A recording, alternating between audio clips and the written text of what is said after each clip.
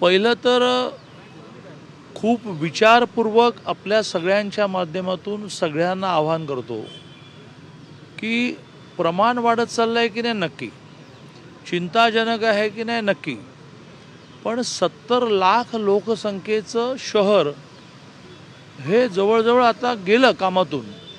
अशा प्रकारची प्रतिमा जी वेगवेगळ्या बातम्यांमधून निर्माण होते आहे, याचा पुण्याकडे बघण्याचा दृष्टिकोन बदलण्यामध्ये परिणाम होणार आहे. एका बाजूने सगळ्यात चांगल्या शिक्षण संस्था पुण्यामध्ये, पुणे हे शिक्षणाचं माहेरघर आहे.